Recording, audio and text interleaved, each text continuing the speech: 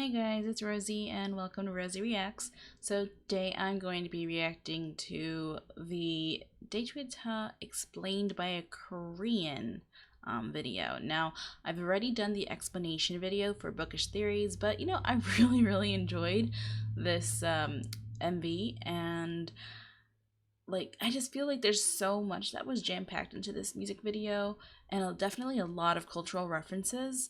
So I want to see what their take on it is going to be. I mean, come on, you can never have really too many explanation videos, I'm sure. And usually when I watch the Explained by the Korean and Bookish Theories, because I typically do watch both of them even if I only post one reaction, they usually have like different takeaways. So I want to see what they have to say as well. So let's go into this.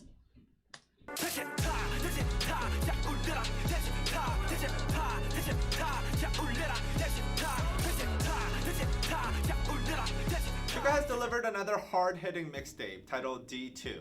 The first Agust D album, released in 2016, focused on the tough time Suga faced when he was a teenager. Suga's at a very different place now. He's much older and he's much more successful. And this album focuses on the changes of his feelings after becoming one of music's biggest superstars. It's a very honest album, and my personal favorite off of this is the title track, Daechwita. It's an ultimate flex track slash warning slash reminder with tons of historical references, so let's take a look into it.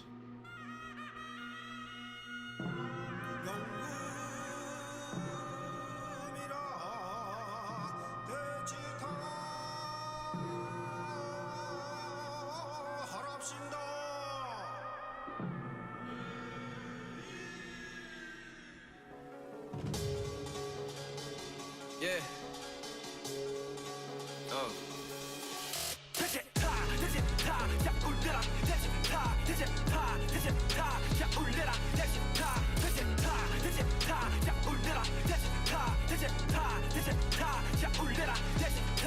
Daechwita is Korean traditional marching music that was played when kings or royalty were moving about or important guests would visit, as well as when army would be marching. There are two main characters in this music video, a King Suga and a bottom class Suga. We can see that the King Suga is a tyrant. He has everyone kneeling down with the faces down in the ground. And he beheads people who have complaints in this scene. You can see the Shinmungo here.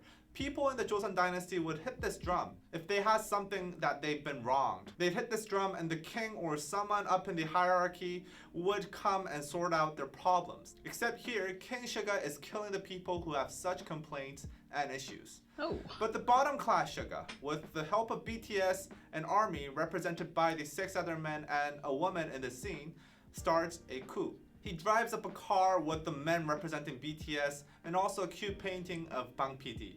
By the way, this painting has its origins in a Jungkook drawing of Bang PD. It's pretty funny. The King Suga sees this and gives a thumbs down and captures the bottom class Suga. The King Suga wants to kill him and does this graceful sword dance, which apparently Suga learned in 2 days. Meanwhile, bottom class Suga, blindfolded and tied down, starts headbanging, singing Daechwita.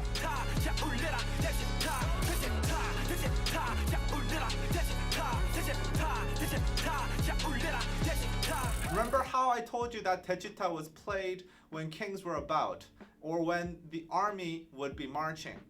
The bottom class Suga singing this is an announcement that he is actually the real king. He feels like he's the king. The people under the king, the very ones that were kneeling to him in the beginning, are now joining Suga, headbanging with him. This Daechwita is also for them. These kneeling people are armies marching together with the bottom class Suga.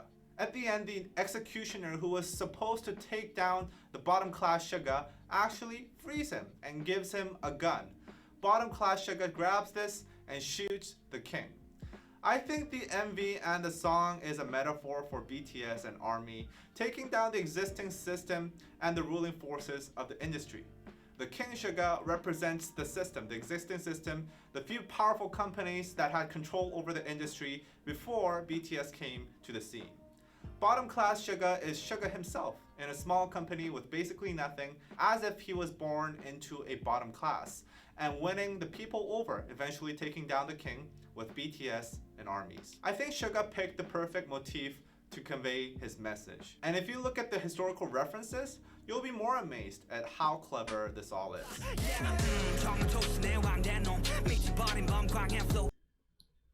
I hate these little ads that pop up here. But so far, it seems like they do have a little bit of a different take than Bookish Theories. Because in Bookish Theories, they're talking about it being a case of like the past and oh my god, I can't talk, frog and throat. No, of it being a case of like the past and the present, like meeting each other and stuff like that, and that they're not, like Suga saying, he's not going to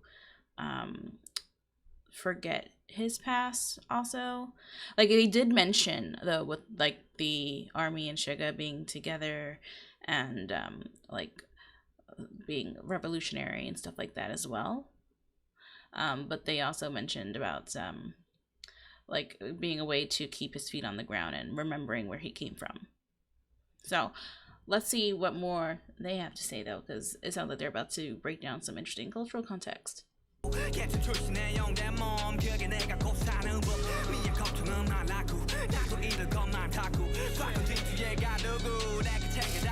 Well, this single verse has a lot to unpack, but let's just start with this line. The Joseon dynasty, which is most likely where the song is set in, had a strict class system where there was a heavy discrimination based on which class you were born into. Slaves were not even considered human. They would be traded in cases their owners didn't have enough money, and they were thought of more as just things. Think about the mistreatment that BTS received earlier on in their careers. They faced heavy discrimination due to them being from a small company, and they were mistreated. So it's easy to understand why Suga called himself a slave here. Slaves in Joseon were almost completely blocked off from advancing to higher classes, so for a slave to become a king is basically impossible. But Suga's saying he made it happen. The following line is a reference to Kwanghae-gun, the king of Joseon dynasty in the 17th century. He developed paranoia while in power and notoriously became violent and reckless, hence the line berserk tiger Kwanghae flow. But I think there are more reasons Suga referenced Kwanghae in the lyrics, especially if you consider what his life was like. Kwanghae-gun had a very roller coaster of a life. Originally, he was a war hero, defending Joseon against the Japanese invasion of 1592, one of the biggest wars in Korean history. His father, who was then king, had fled when the war broke out, and the 18-year-old Prince Kwanghae led Joseon troops in the battlefield. Rarely at this time did kings or to-be kings go out into the battlefield themselves. So Kwanghae, fighting with the people, won their hearts over, and there were movements to throne him as the king instead of his father. The father felt threatened by this, so he made a lot of political efforts to stop Kwanghae from gaining influence. Eventually, Kwanghae became stuck between two large political powers, and this struggle eventually made Kwanghae go paranoid and become violent and reckless. Ultimately, he was dethroned after a coup. I think Suga somewhat relates to Kwanghae, as he himself had been through a tough adolescence, having to go out into the battlefield at an early age, just like Kwanghae did. He was an idol with no money, from a small company stuck in an industry dominated by big corporations. When Suga started winning battles and gaining power, he must felt a lot of efforts from the existing big powers to keep him away from the throne, like what Kwanghae experienced from his father when the people wanted him to become the king. Suga mentions putting his past in the rice chest. For many Koreans, the word Tuju, or rice chest, is strongly connected to the tragic story of Sadoseja, which involves him dying in a rice chest. Sadoseja was the son of then King Yeongjo, and his father was extremely harsh on him, humiliating him and scolding him in front of others at a very early age. This became so severe that Sadoseja attempted to commit suicide a few times, but even then, he was treated terribly. He developed what modern doctors diagnose as bipolar disorder and began acting very violently. Eventually, the king ended up hating Sadoseja so much that he orders Sadoseja to go into a rice chest. 사도세자 went in, and he was stuck inside for 8 days and eventually starved to death. 사도세자 had a troubled life, filled with being humiliated and mistreated, and mental health issues just not being understood. Suga has been pretty open about his mental health issues he had when he was growing up, and I think he relates to 사도세자. He sees himself in him. He says he's putting his past in the rice chest. It's a declaration that he's putting the old troubled Yoongi, the 사도세자 Yoongi, behind and looking at.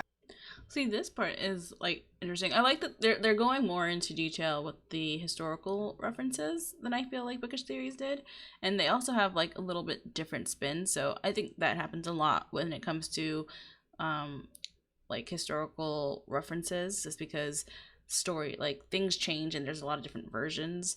But I do like this version of the story more. In the Bookish Theories one, they mentioned that it was because he tried to kill an official, and I'm sure that probably might be the reason why he ended up in the rice chest, as a punishment. But I like that he's mentioning that the bipolar disorder and all of that stuff, because that probably is why, more along the lines Suga referenced him, like, and why he's using this specific reference. So that's pretty cool. At what's ahead of him.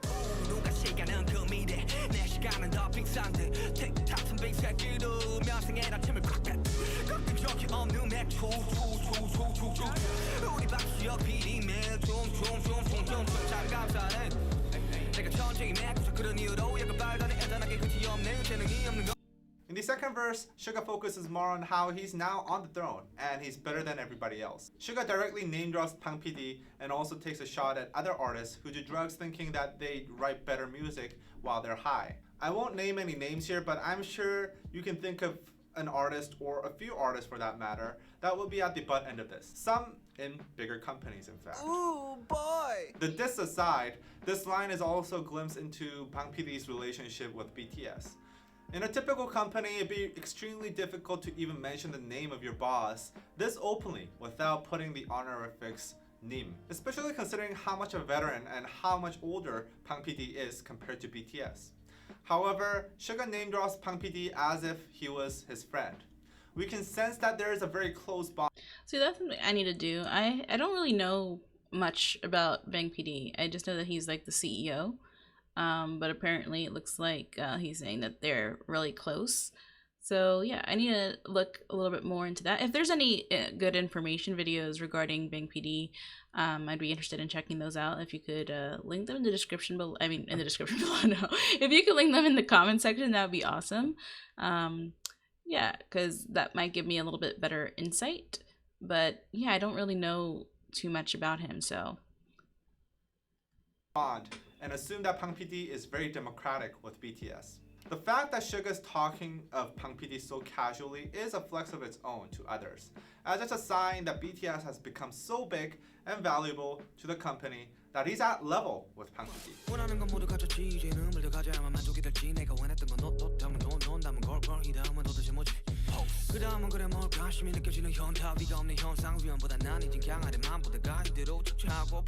Now this is an interesting bit. Here Suga uses the Korean word 현타. Hentai is an interesting Korean slang that is used all around the internet. Directly translated as wise man's time, it is a word to describe the feeling you get right after you've ejaculated, yes, ejaculated, and you feel no more sexual urges and you have a moment of clarity in your brain. Okay. You feel still, present, and sometimes disappointed that the short moment of satisfaction was all you got and you worked so hard for it. This slang originated from Japan, but it has become a staple in Korean everyday language, and it is widely used in everyday life outside of sexual situations. Usually in situations when you finally got what you dearly wanted and you wonder, that was it? Suga's saying he's feeling extreme. Okay, I like the meaning of the term. It's just like the origin of it is hilarious. But I understand the sentiment, and yeah, I like it. But it's just funny, but still. Hyunta, because he has it all. He has money, he has clothes, he has everything he ever wanted, and there's nothing, no one above him. While this could be considered a small cry for help, I think within the context of this song, it's more of a hard flex. He's saying, Others can only dream of what I have, but now I got everything and I feel bored and disappointed. But you won't know how I feel because you never had any of this.